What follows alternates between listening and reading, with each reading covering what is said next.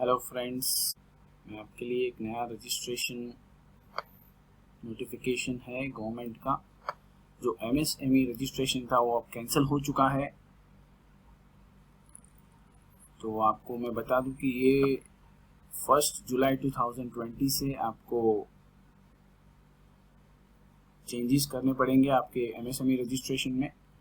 ये नोटिफिकेशन है 26 जून 2020। उसमें गवर्नमेंट ने जो रजिस्ट्रेशन एमएसएमई का था उसको हम बोलते थे उद्योग आधार रजिस्ट्रेशन, अभी वो जाना जाएगा उद्यम रजिस्ट्रेशन के नाम से। तो चलिए मैं आपको इसमें काफ़ी सारे चेंजेस हैं, जो इम्पोर्टेंट चेंजेस है वो मैं आपको बता दूं ये नोटिफिकेशन के द्वारा। फर्स्ट है, गवर्नमेंट ने चेंजेस जो किया है वो क्लासिफिकेशन ऑफ एंटरप्राइज के बारे में बोला है। उसमें क्लासिफाइड किए है एंटरप्राइज को, माइक्रो एंटरप्राइज, स्मॉल एंटरप्राइज और मीडियम एंटरप्राइज। तो अब ये कैटेगरी वाइज कैसे शॉर्ट आउट किया है गवर्नमेंट ने उसको मैं आपको एक्सप्लेन करता हूँ। ये basically investment in plant and machinery और इक्विपमेंट और टर्नओवर के ऊपर बेस होगा। अगर माइक्रो एंटरप्राइज है तो उसका जो इन्वेस्टमेंट है प्लांट एंड मशीनरी में it does not exceed 1 crore rupees, and जो टर्नओवर है it does not exceed 5 crore rupees. So 1 crore के ऊपर नहीं जा रहा है जिनका भी टर्नओवर ये इन्वेस्टमेंट, और टर्नओवर उनका 5 करोड़ के अंदर है तो माइक्रो एंटरप्राइज गिना जाएगा। अगर स्मॉल एंटरप्राइज है तो उनका इन्वेस्टमेंट जो है वो 10 करोड़ रुपीस एक्सीड नहीं हो रहा है, उनको स्मॉल एंटरप्राइज में गिना जाएगा फ्रॉम, और उनका turnover does not exceed 50 crore rupees, जिसका भी टर्नओवर 50 करोड़ रुपीस के ऊपर नहीं जा रहेगा वो स्मॉल एंटरप्राइज कैटेगरी में आएगा। और फॉर मीडियम एंटरप्राइज जिनका भी इन्वेस्टमेंट प्लांट एंड मशीनरी में does not exceed 50 crore rupees and turnover does not exceed 250 crore rupees, तो वो मीडियम एंटरप्राइज में गिना जाएगा। तो ये क्लासिफिकेशन थोड़ा चेंज हुआ है, तो वो भी एक इम्पोर्टेंट चेंजेस है। सेकंड मैं आपको बताऊं, आपको अगर माइक्रो, स्मॉल और मीडियम एंटरप्राइज में रजिस्ट्रेशन करना है तो बहुत ही सिंपल कर दिया है गवर्नमेंट ने। इसके लिए आपको रजिस्ट्रेशन के लिए कोई भी पेपर या कोई भी डॉक्यूमेंट्स या सर्टिफिकेट्स नहीं देने हैं। सेल्फ डिक्लेरेशन रजिस्ट्रेशन है, और आपको ये फाइल करने के लिए उद्यम रजिस्ट्रेशन ऑनलाइन पोर्टल पे जाना होगा, वहां से आप ये रजिस्ट्रेशन कर सकते हैं। रजिस्ट्रेशन जैसे ही आप करते हैं आपको एक नंबर मिल जाएगा, परमानेंट आइडेंटिफिकेशन नंबर, जो कि जाना जाएगा उद्यम रजिस्ट्रेशन नंबर के नाम से, और एक सर्टिफिकेट इशू हो जाएगा। जैसे ही आपका रजिस्ट्रेशन प्रोसेस खत्म होगा उद्यम रजिस्ट्रेशन सर्टिफिकेट आपको इशू हो जाएगा। सो पहले उद्योग आधार रजिस्ट्रेशन जो सर्टिफिकेट था उसको रिप्लेस कर दिया है गवर्नमेंट ने, और उद्यम रजिस्ट्रेशन सर्टिफिकेट के नाम से इशू हो जाएगा। थर्ड चेंजेस है composite criteria of investment and turnover for classification.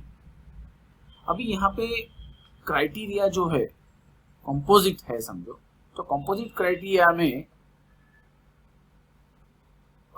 criteria of investment and turnover shall apply for classification of an enterprise as a micro, small और medium।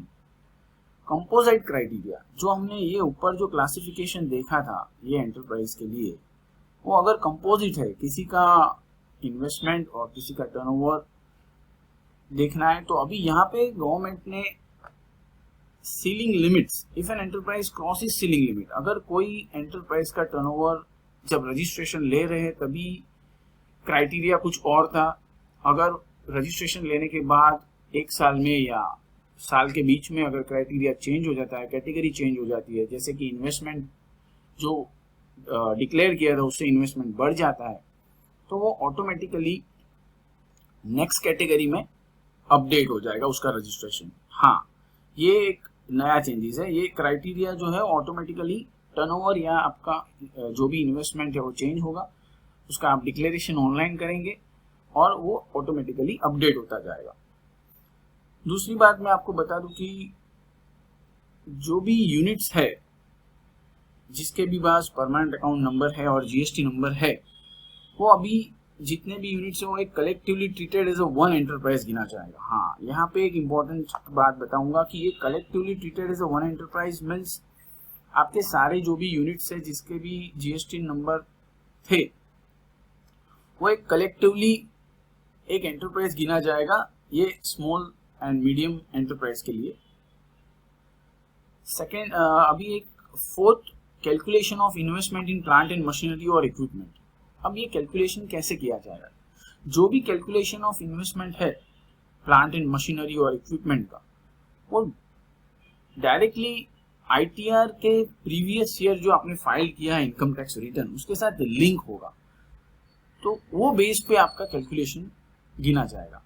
अगर कोई नया एंटरप्राइज है, समझो कोई नया एंटरप्राइज है जिसने कोई इनकम टैक्स रिटर्न भरा ही नहीं, तो उनका जो इन्वेस्टमेंट है वो बेस्ड होगा self declaration of the promoter of the enterprise, और ये रिलैक्सेशन कंटिन्यू होगा up to the 31st March of that financial year only.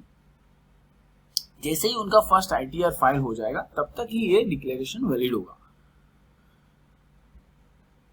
ठीक है, अभी और एक जो चेंजेस है, the expression of plant and machinery equipments of the enterprise shall have the same meaning assigned to the plant and machinery in the income tax rule।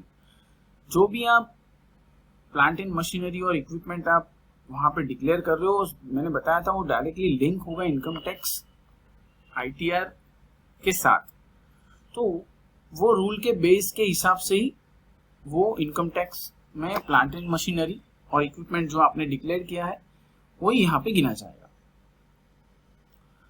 Second, if an enterprise is new, जिसका ITR ही नहीं है, उनकी ये calculation जो है investments की plant and machinery और equipment की, वो बेस्ड ऑन उनके जो एग्जिस्टिंग जीएसटी के जो रूल्स है उसके सेल्फ डिक्लेरेशन के बेसिस पे होगी।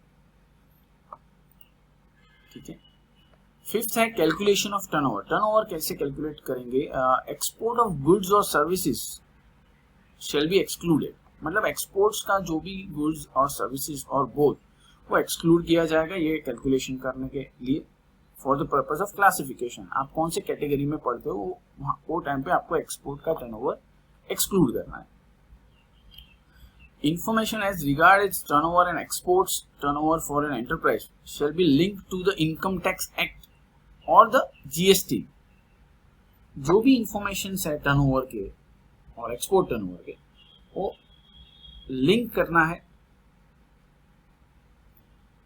और लिंक हो जाएंगे एंड वो टोटली लिंक रहेंगे।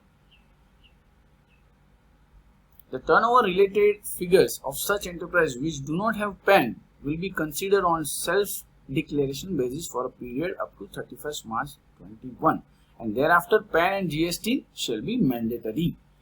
हाँ, जिनके भी टर्नओवर फिगर्स है जिसके पास पैन नंबर नहीं है, उनका जो टर्नओवर है वो सेल्फ डिक्लेरेशन बेसिस पे माना जाएगा अप टू 31st मार्च 2021 तक। आफ्टर दैट उनको पैन और जीएसटी मैंडेटरी किया गया है। अब देखते हैं रजिस्ट्रेशन प्रोसेस।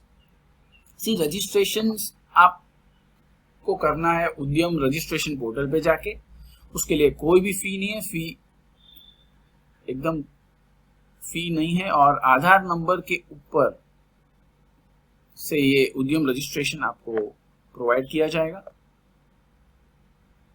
आधार कार्ड का जो नंबर है प्रोप्राइटर का जो रहेगा वो गिना जाएगा प्रोप्राइटरशिप में और एचयूएफ में। अगर पार्टनरशिप फर्म है तो पार्टनरशिप के जो पार्टनर्स है उनका आधार कार्ड यूज करना है, और एचयूएफ है तो करता। ऐसे ही इन केस ऑफ कंपनी और लिमिटेड लायबिलिटी पार्टनरशिप और कोऑपरेटिव सोसाइटी है और ट्रस्ट है तो उनके लिए ऑथोराइज सिग्नेटरी जो भी रहेगा उनका पैन कार्ड और आधार कार्ड रजिस्ट्रेशन के लिए वैलिड गिना जाएगा। और in case enterprise is duly registered with Udyam on PAN, any deficiency of information of previous year when it did not have PAN shall be filled up on self-declaration basis. No enterprise shall file more than one उद्यम registration. एक enterprise एक ही उद्यम registration file कर सकता है, provided that any number of activities including manufacturing or services or both may be specified added in one उद्यम registrations. आप एक रजिस्ट्रेशन ले सकते हैं एक एंटरप्राइज के लिए, अगर किसी ने इंटेंशनली मिसरिप्रेजेंट और attempt to suppress the self declare facts अगर बराबर से नहीं प्रोवाइड किया तो उन्हें सेक्शन 27 के अंतर्गत पेनलाइज किया जाएगा। तो रजिस्ट्रेशन बिल्कुल ही सिंपल है।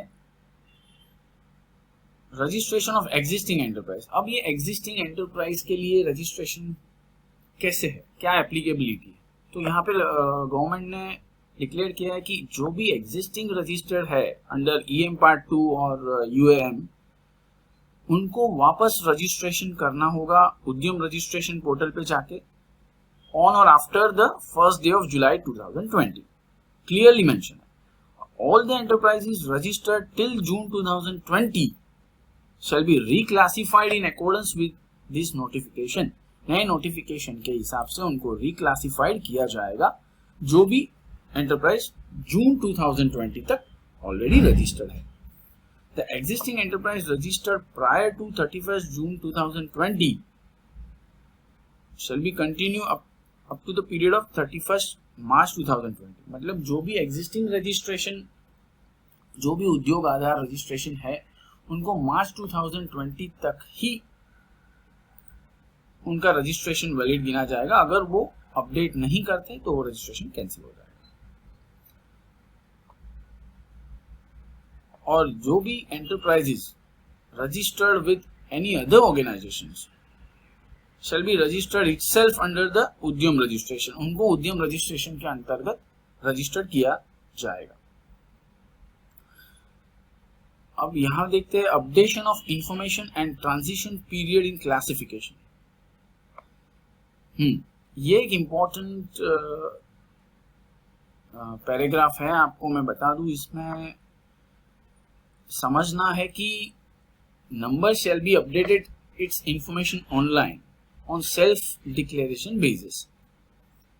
यहां मैं बताना चाहूंगा कि any enterprise having उद्यम registration number shall update their information online। Portal पे जाके आपको ITR details, GST returns details, previous year के अपडेट करने पड़ेंगे ऑन सेल्फ डिक्लेरेशन बेसिस। अगर कोई फेल होता है, फेलियर मतलब आप अपडेट नहीं करते हैं उसके रिलेटेड इंफॉर्मेशन, आप पोर्टल पे जाके, तो उनका जो रजिस्ट्रेशन है वो सस्पेंशन के हिसाब से और कैंसिल, स्टेटस कैंसिल दिखेगा और सस्पेंशन किया जाएगा, सस्पेक्ट हो जाएगा।